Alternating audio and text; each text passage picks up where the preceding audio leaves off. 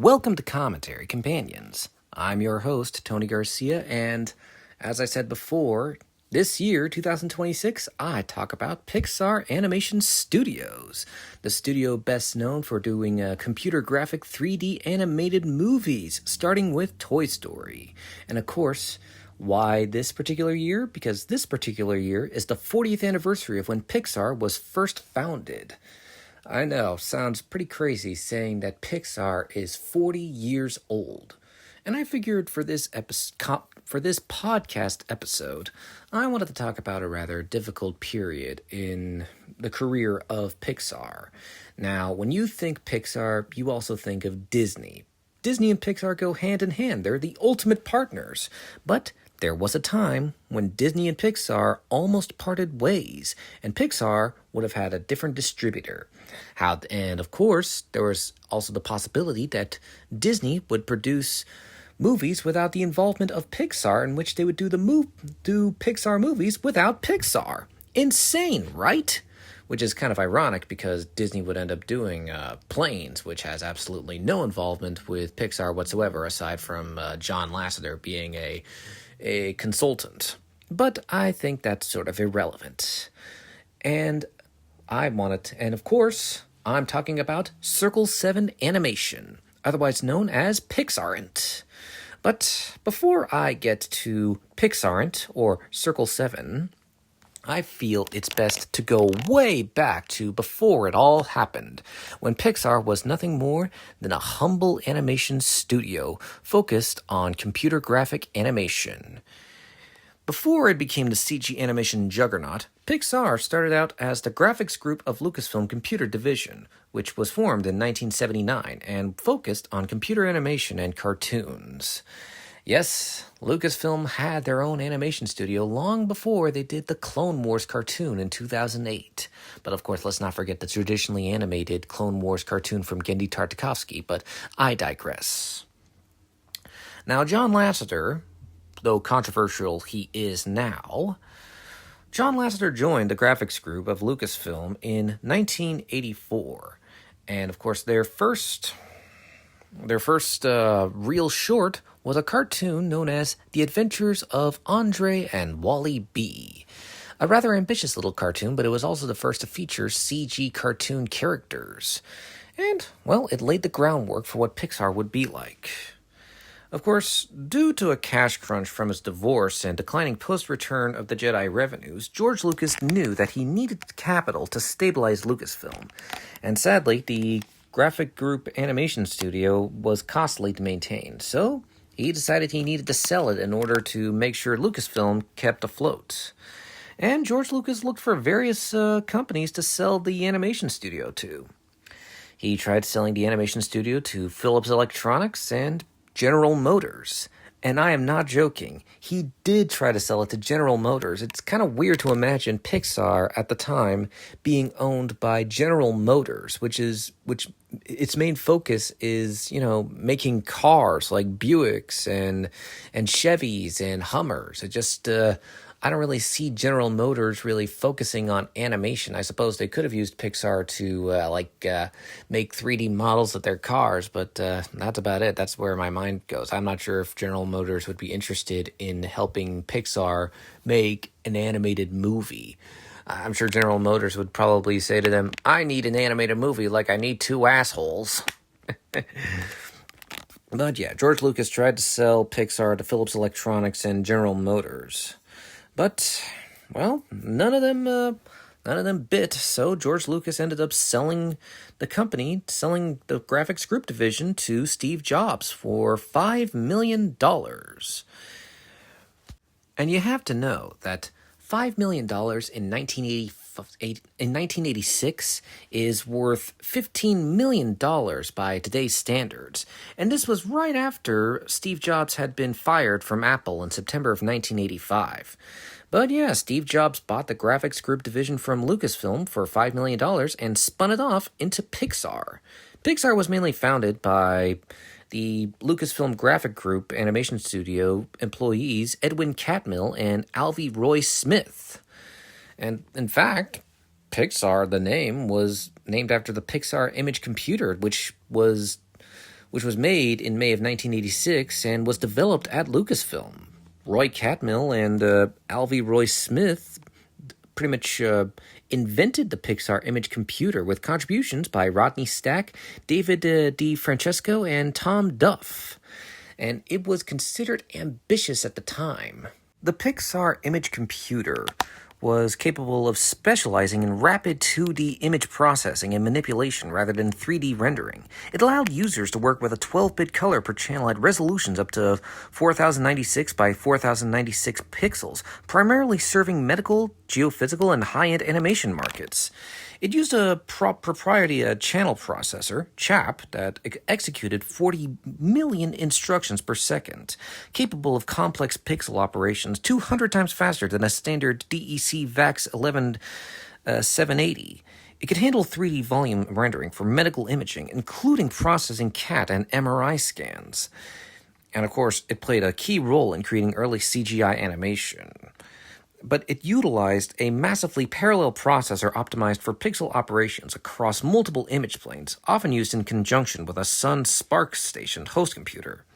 It was highly advanced for its time. And of course, Steve Jobs saw the potential in the Pixar image computer and wanted to sell it to consumers, which is understandable. I know that doctors would have benefited from the Pixar image computer. Imagine that. It would have been useful in the medical field. Unfortunately, due to how expensive they were to sell to consumers, the Pixar image computers ceased production and stopped selling on April 25th, 1990, only selling 300 units, making only $40,500,000. By today's standards, that would be $100,435,660 million in 2026, adjusted for modern market inflation. Now, you may be wondering, where did they come up with the name Pixar? I mean, it sounds like such a whimsical title. I mean, you might think it might be a combination of pixel and art. Pixel art. Get it? Hence the term Pixar. But the name Pixar was actually inspired by the made-up Spanish word pixar, to make pictures, with Lauren Carpenter suggesting it end with R to make it sound futuristic. Hence the term Pixar. But yeah, for the most part, Pixar didn't want to focus on selling to consumers and wanted to focus on making 3D animation. And they did so with commercials and even did little shorts. I mean, I remember when they did shorts like Luke So Jr. and Knick Knack. In fact, Luke So Jr., the little short about an anthropomorphic lamp bouncing on a ball, is the reason why Pixar was inspired to use that lamp as part of their signature logo. Things really came to a head in 1988 when Pixar produced the little short known as Tin Toy, a cartoon in which a little tin toy who's kind of a one-man band could come to life and had to deal with a terroristic baby. Now, if you've seen the short, you probably know that the CG baby in that is probably one of the most ungodly, creepy things ever made, and feels like a far cry from the usual human anatomy that Pixar has mastered over their 3 decades. But to be fair, I mean, this was on a low budget, and Pixar was still trying to learn how to do human anatomy correctly. I mean, they could clearly animate plastic toys correctly, but not human anatomy. But hey, they've certainly come a long way in the realm of realistic animation. But Tin Toy turned out to be really successful, and it ended up becoming the first CG animated cartoon to ever win the Academy Award for Best Animated Short Film. And in fact, this was Pixar's first official win. And with the award, Tin Toy went far to establish computer animation as a legitimate artistic medium outside of SIGGRAPH and the Animation Festival film circuit. And it got the attention of the Walt Disney Company, who saw potential in Pixar. In fact, on July 12, 1991, the Walt Disney Company finalized a 3-picture deal with Pixar in which Disney would invest $26 million in 3 computer-animated movies. One of those 3 computer-animated movies would be Toy Story. And of course, fun fact, $26 million would be worth $61.87 million in 2026. I just wanted to say that. And of course, what can I say about Toy Story that hasn't already been said? I pretty much mentioned I pretty much already did a commentary and companions episode on Toy Story to celebrate the film's 30th anniversary, so I don't really need to say much about Toy Story that hasn't already been said. But I guess I'll mention what this three-picture deal was going to be like. Anyway, Pixar would make these films, Disney would provide some financing, and they would also mainly distribute the films theatrically and on videocassette and DVD, and they would have full legal rights to these Pixar films, and they would also have the legal rights to all the merchandising as well, getting most of the money, because that was the deal at the time. After the success of the first Toy Story film, in February of 1997, the three-picture deal would then be promoted to a 10-year, five-picture deal. Same deal, Pixar would produce the films, and Disney would distribute the films and have full legal rights to these films. This is an important detail, that Disney would have the legal rights to these 5 Pixar films. Disney would have the legal rights to Toy Story, and if they wanted to, they could make sequels to these Pixar films without the involvement of Disney. In fact, we were getting very close to getting a Toy Story 2 without the involvement of Pixar whatsoever. Disney wanted to hire another Pixar-like animation studio that had worked on the Toy Story video games to work on the animation, but they ended up pretty much working with Pixar on it, and Pixar eventually ended up Pixar ended up doing Toy Story 2 with all the creative involvement. And of course, this is an important role because this would actually cause a lot of tension between Disney and Pixar, specifically between Disney's CEO at the time, Michael Eisner. It's an important note. I mean, if Disney had their way, Pixar's 5-picture deal probably would have consisted of Toy Story, A Bug's Life, Monsters, Inc., Finding Nemo, and I'm not sure what the 5th film would have been like, but if Brad Bird had pitched The Incredibles probably would have been the 5th Pixar film, and if not The Incredibles, maybe Cars would have been the 5th picture film, would have been the 5th Pixar film, and then, Disney and Pixar would then part ways, and that would be the end of it, and Pixar would have found a different distribution partner. And here's the thing. Disney didn't consider Toy Story 2 to be part of the 5-picture deal that they had made with Pixar, and it caused a lot of tension between Steve Jobs and the Pixar employees and Michael Eisner. I mean, it became so tense that in 2004, Disney and Pixar considered splitting before the deal was over, and John Lasseter had to agree to make Cars as a compromise. In fact, things were getting tense between Michael Eisner and Pixar. In fact, Disney even sought other animation studios focused on computer animation, such as Vanguard and Core Feature Animation. Now, Vanguard produced Valiant, and Core Feature Animation produced The Wild. This is an important detail because Disney knew that their partnership with Pixar was probably going to end, and they wanted to find a new CG animation partner to try and replicate the success of Toy Story, because they knew that their traditionally animated films were pretty much not doing so well because people were starting to favor CG animated films like Toy Story and Shrek. And yeah, Shrek was a roaring success, no pun intended, and yes, I do plan on making a commentary companions episode on the first Shrek film to celebrate the film's 25th anniversary. More on that later. But anyway, like I said, Disney had the rights to Toy Story, A Bug's Life, Monsters, Inc., Finding Nemo, and they would also have the legal rights to The Incredibles. If they wanted to, they could do sequels to these Pixar films without the involvement of Pixar. In fact, these films did not have to be released theatrically. These sequels could be released straight to video if they so wanted to.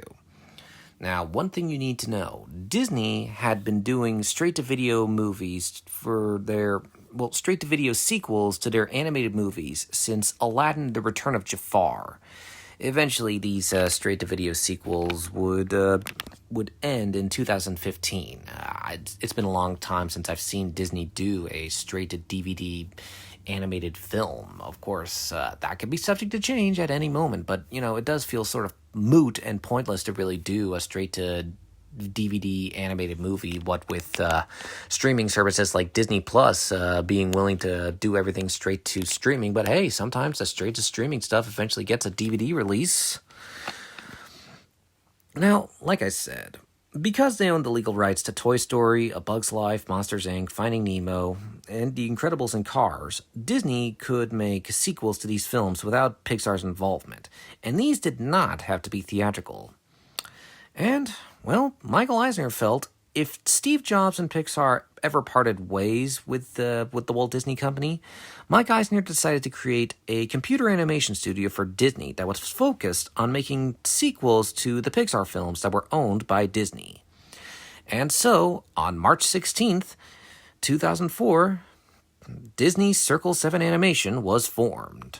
Now, Circle 7 Animation was named after a street that the studios were located at, Circle 7 Drive in Glendale, California, where Los Angeles' ABC station, KABC TV Channel 7, is located.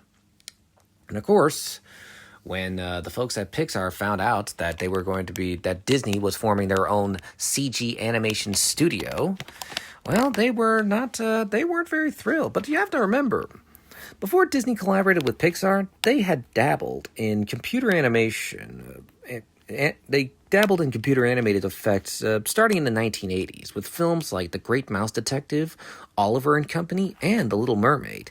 In fact, in 1989, Disney and Pixar created the Computer Animation Production System, CAPS for short. CAPS was a computer software system that helped with traditional animation, making 3D CG objects appear traditionally animated. Its first projects were the end to The Little Mermaid and Rescuers Down Under. CAPS helped create complex moving environments that looked like traditional 2D animations, such as the ballroom scene in Beauty and the Beast, the Cave of Wonder escape scene in Aladdin, and they gave a visual polish to the post-production to Nightmare Before Christmas, and they also contributed to the wildebeest stampede in The Lion King. And I may as well talk about the elephant in the room, or should I say the tiger in the room. You know that tiger-shaped head to the Cave of Wonders? CAPS didn't work on that. It was actually done by a CG team that worked for Walt Disney Animation Studios. But the Cave of Wonders is the first CG character to ever have spoken dialogue. Now, I tried to consult with some employees at Pixar. I called Pixar several times, but I could not get past their answering machine. I couldn't get to a human with a heartbeat. And I tried to consult with John Lasseter himself. I actually called Skydance to try and see if I could get a hold of him. But unfortunately, after many weeks, I couldn't get a hold of either of them.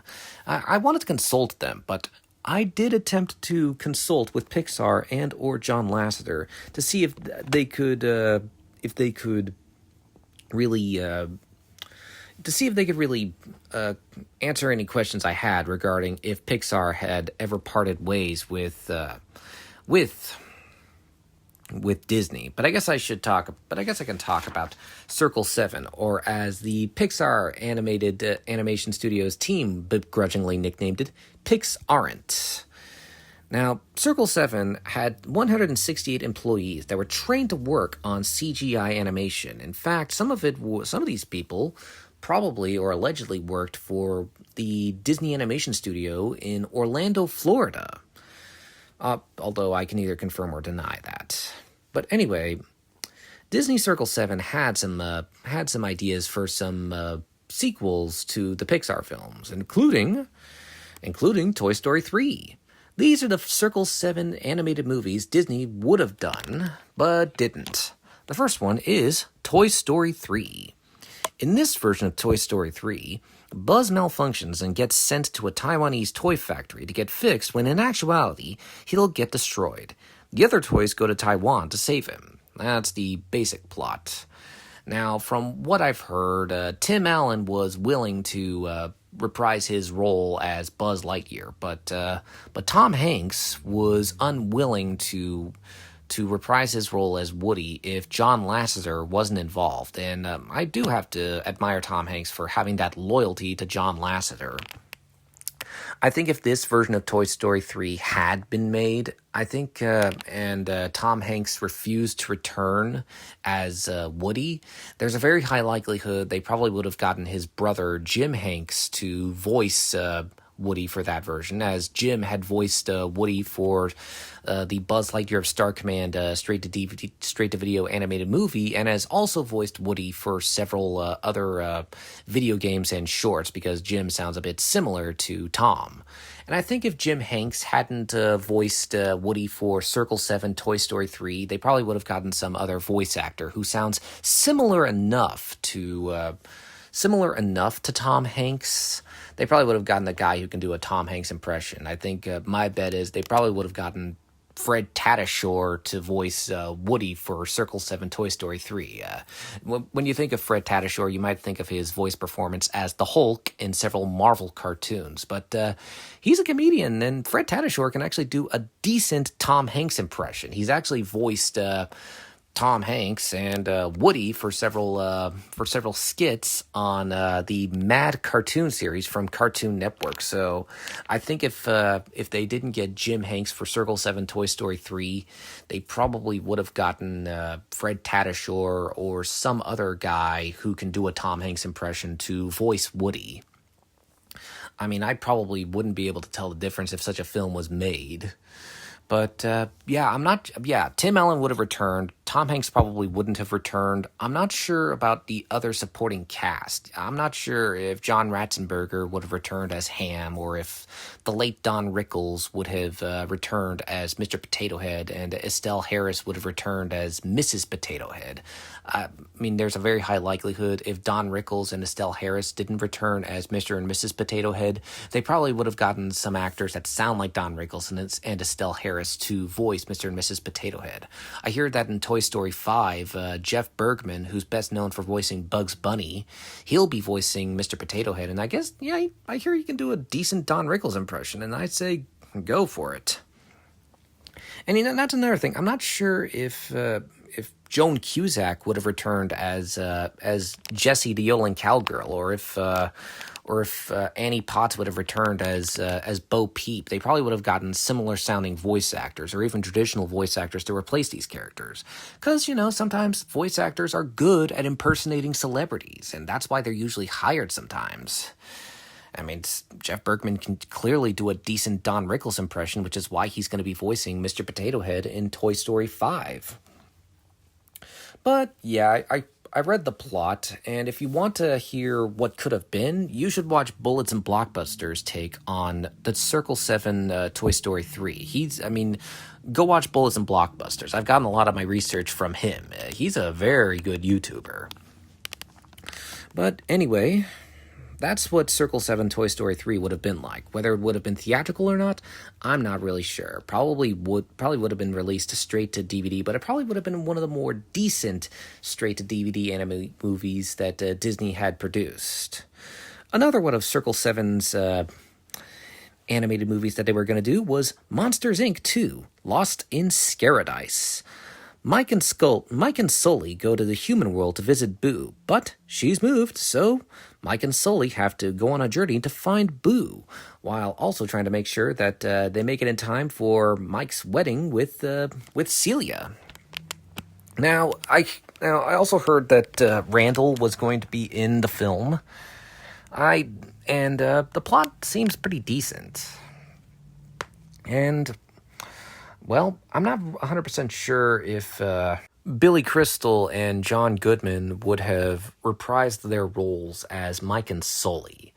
I mean, who knows? I mean, Crystal and Goodman have been willing to voice Mike and Sully for Monsters at Work, and ironically, that animated series doesn't even have the involvement of Pixar. Pixar is not involved with the Monsters at Work TV series, and yet I guess Billy Crystal and John Goodman loved voicing Mike and Sully so much that they've reprised their roles for the characters. Heck, they've even gotten Jennifer Tilly even returned to voice Celia for The Monsters at Work, at least season 1, but I think she had to leave for season 2 due to her commitments with voicing Tiffany on the Chucky series. Well, not voicing, but, playing Tiffany on the Chucky series. I think that's why she had to leave.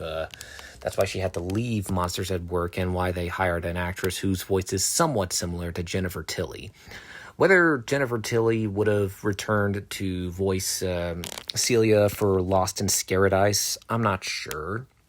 And I also heard that Randall was going to make an appearance.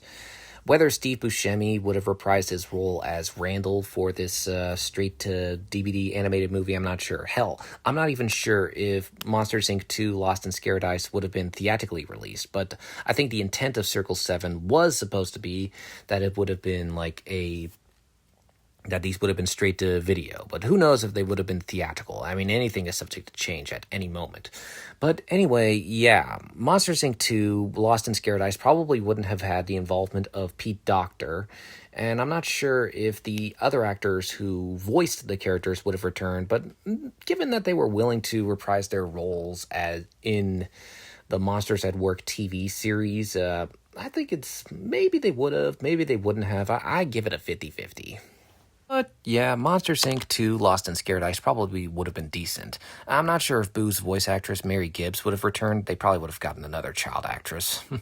And I've heard what the plot would have been like, thanks to bullets and blockbusters, and maybe it probably would have turned out well. And Monsters University was pretty decent. I should really rewatch that film.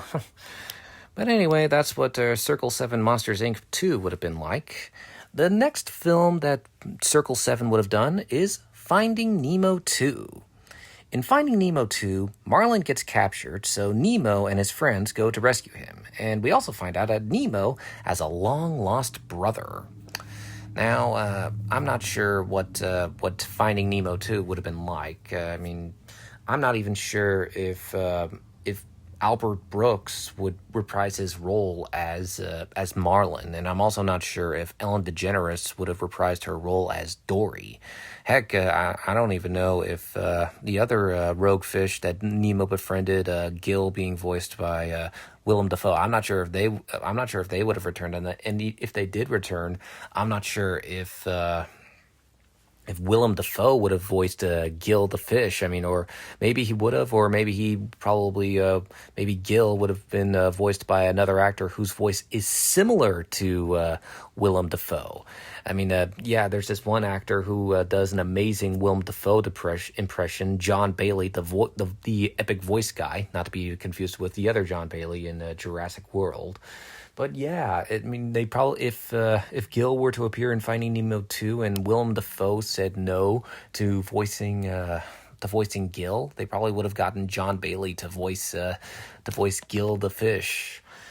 And as for Marlin, I don't know if Albert Brooks would have returned to voice Marlin, and I don't know if Ellen DeGeneres would have voiced Dory. You have to remember, she was busy with the Ellen Show, but I think she probably would have found time to voice Dory for Finding Nemo 2. After all, she was able to reprise her role as Dory in Finding Dory. But I'm not sure if Ellen DeGeneres would have been willing to reprise her role as Dory for this Circle 7 animated movie.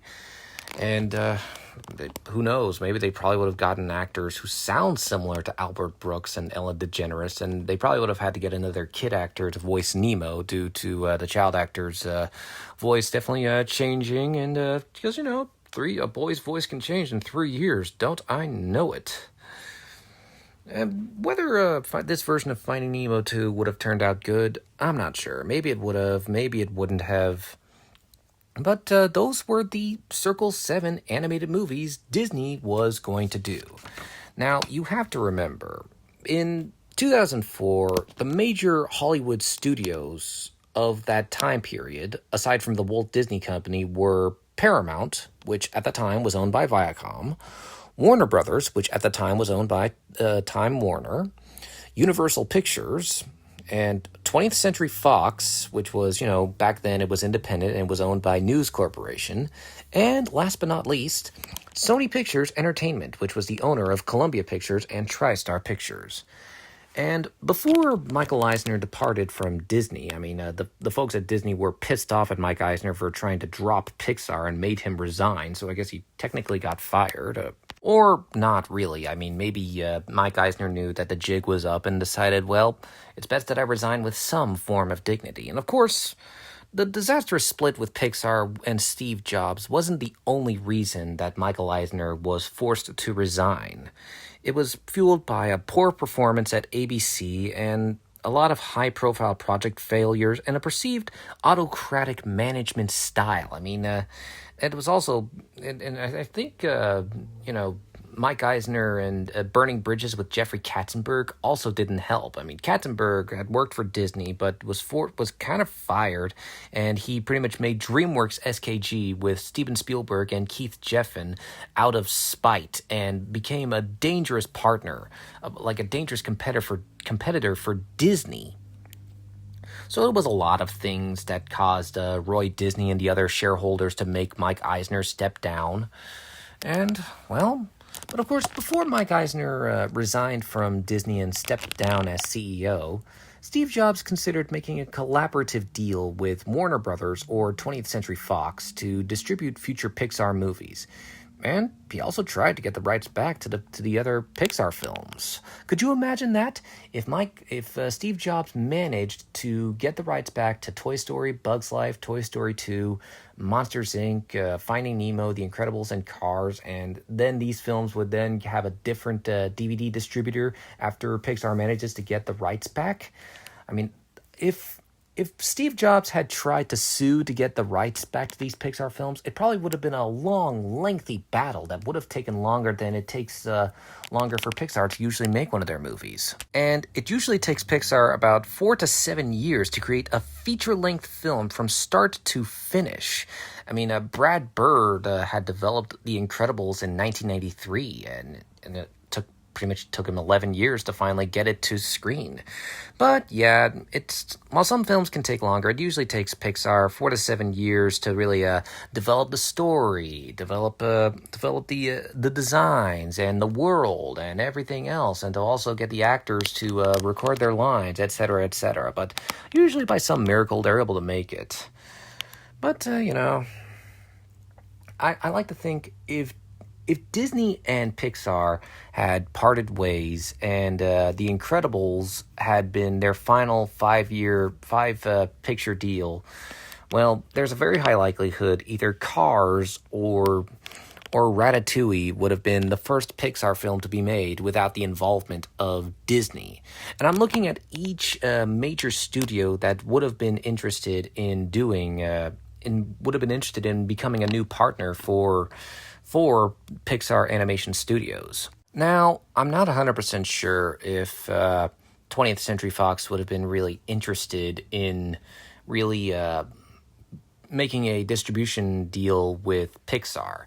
Because you have to remember, by around 1997, 20th Century Fox had full ownership of Blue Sky Animation Studios, and they had already made Ice Age, and they were getting ready to release their second film, Robots.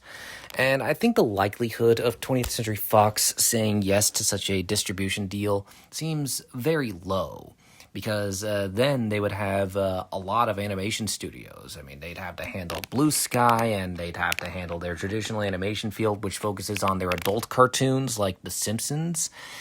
It would have seemed very unlikely that 20th Century Fox would have been very interested with distributing Pixar films, even if it could have been a moneymaker. Could you imagine 20th Century Fox handling 2 separate CG animation studios? It probably would have been redundant for them. So I can understand why they would most likely not say yes to Pixar.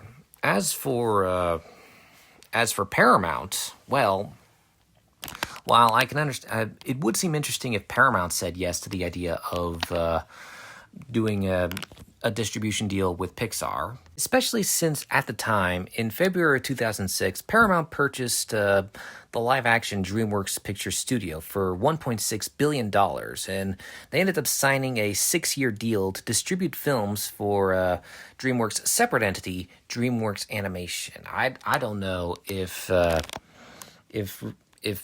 Paramount would have been interested in doing a distribution deal with Pixar. It probably would have been very redundant because, and I don't know if the guys at Pixar would be happy with the idea of having to share a room with their competitor, DreamWorks Animation Studio. But actually, for the most part, most of the employees at Pixar Animation Studio have absolutely nothing against the hardworking animation studio at DreamWorks.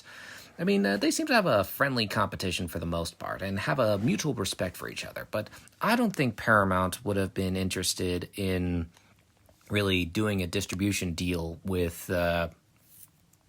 Pixar Animation Studios. That would have been very unlikely. And there's also Universal Pictures. Now, Universal at that point was no longer doing theatrically animated films after Balto. And the funny thing is, their last film their last theatrically animated film that they distributed was Balto, and ironically, Balto got its ass kicked at the box office because of Toy Story. Toy Story basically overshadowed Balto, and Universal was mainly focused on doing straight to DVD animated films. In fact, by that point, Woody Woodpecker had officially faded into obscurity. Maybe Universal would have been interested in a new distribution deal with Pixar. It probably would have been. This was pretty much before Illumination was founded and before Universal ever considered buying DreamWorks Animation. But I'm not sure, but maybe Universal would have been interested in distributing future Pixar films.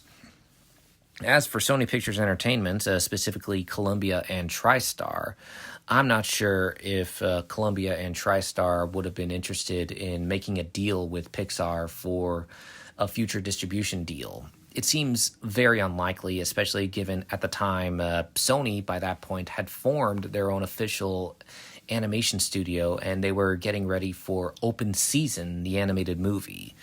So the likelihood of Sony making a deal with Pixar to do a distribution deal seems very unlikely. And of course, last but not least, this is now, of course, I could also talk about MGM. And you have to remember, in 2004, Metro-Goldwyn-Mayer, aka MGM, was in a precarious and financial state characterized by high debt, it was $2 billion in debt, and they were going downhill. It was so bad that Sony, Comcast, TPG Capital, and Providence Equity Partners purchased MGM in September 2004, ending its 80-year run as a standalone entity. And there's a very high likelihood, given their financial vulnerability, MGM would have been willing to make a deal with anyone. And I think there's a very high likelihood if Pixar had asked them, hey, you want to distribute our future films? MGM probably, out of desperation, would have said yes. I mean, the idea, I'm certain that Pixar would have saved MGM if MGM had decided to be their new distribution partners. I mean, it's an interesting alternate universe, but sadly, that never came to be, and MGM ended up being bought by Sony and by Sony, Comcast, TPG Capital, and Providence Equity Partners, ending MGM's 80-year run as a standalone entity. And the final major studio of 2004, Warner Brothers. Now, you have to remember, in 2004, Warner Brothers was dealing with a lot. A year earlier, they had released Looney Tunes Back in Action, and it was their attempt to be a great comeback for the Looney Tunes franchise, but sadly, Looney Tunes Back in Action failed miserably at the box office and forced Warner Brothers Animation Studios to really readjust everything. All their planned theatrical Looney Tunes stuff was scrapped. Any planned theatrical Tom and Jerry shorts scrapped. A lot of things were scrapped. They were just in a bad place. And of course, the Polar Express, which was Warner Brothers' first non-traditionally animated movie to be released theatrically, was a roaring success. And with the success of CG Animation Studios, I can imagine Warner Brothers, out of desperation, probably would have said yes to the idea of being Pixar's new distributor for all future films. I mean, could you imagine Ratatouille or Cars or WALL-E and Up being distributed by Warner Brothers or MGM? I can't. I mean, it would have been so strange seeing someone other than Disney distributing such beloved films, but it's almost funny to imagine. I mean, imagine if Metro-Goldwyn-Mayer was Pixar's new distributor, and so Pixar decided that's a joke to make their own CG lion with their own whimsical Pixar style, or maybe they do their own whimsical take on the Warner Brothers Shield. It probably would have been. It's fun to imagine, but I don't see it really becoming a reality. And of course, let's talk about the elephant in the room. After Bob Iger became the new CEO of the Walt Disney Company, he realized how much Disney needed Pixar. And it's like Disney recognized these Pixar characters as their own Disney characters. So, on January 24th, 2006... Bob Iger and the Walt Disney Company bought Pixar from Steve Jobs for $7 billion. $7 billion in today's standards would be worth $13.3 billion by today's standards. And because of that, Pixar ended up becoming part of the Walt Disney Company, which meant Disney owned Pixar, and they've been part of Disney ever since. And with the Walt Disney Company officially owning Pixar for good, this meant that the idea of keeping Circle 7 sounded pretty redundant. And so Disney decided, well, we own Pixar now. I don't think we need Circle 7. And so Circle 7 was shut down. Now, Circle 7 had 168 employees, as I mentioned. And after Circle 7 was shut down, 136 out of the 168 employees were then transferred to Walt Disney Animation Studios. And many of them worked on Meet the Robinsons, Bolt, Tangled, Wreck-It Ralph, Frozen, Big Hero 6, and so on and so forth. And, it's been good. I mean, Disney has also proven to be successful in CG, but, honestly, I kind of miss the days when Disney was doing traditional animation. I mean, at least when Disney did 2D animated films, I could tell them apart from Pixar animated films. But now that John Lasseter is no longer Chief Creative Officer of Disney and is now working for Skydance Animation, I want to be optimistic that maybe the Walt Disney Animation Studios is going to go back to their roots in traditional animation. I think it's only a matter of time before they decide to start doing 2D animation. And there are a lot of fans that want 2D animation back. I want 2D animation back, but honestly, I'm glad that there is a part of me that is glad that Disney and Pixar aren't separate and that they're together, because with Disney, Pixar can afford to take more risks, and it's been great to see them produce all these films. I mean, I love the 2020s films that Pixar has produced with Disney. It's been a lot of fun, but yeah, I don't know if I could really imagine Circle 7. I mean, the Circle 7 animated movies that Disney wanted to make were good, but the Toy Story 3 from Pixar is superior, and Monsters University is a decent prequel, and Finding Dory is also enjoyable. I really need to rewatch Monsters University and Finding Dory, because I plan on doing commentary companions episodes for those. I'm not sure if I'll really mention the Circle 7 versions. Maybe I will, maybe I won't. But yeah, that was my podcast episode regarding Circle 7, aka Pixaren't, a studio that was basically made out of spite. And yeah, that's the honest approach. I mean, sometimes studios are made out of spite. I mean, when Walt Disney left Universal and Charles Mintz because he no longer had the rights to Oswald the Lucky Rabbit, he and Ub Iwerks created Mickey Mouse out of spite.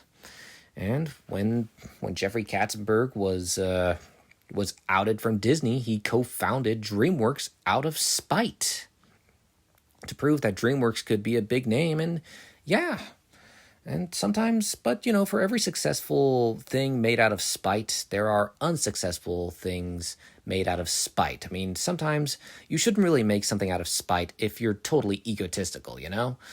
But, that's just my opinion. I don't really know if Circle 7 would have been as successful as Pixar was. But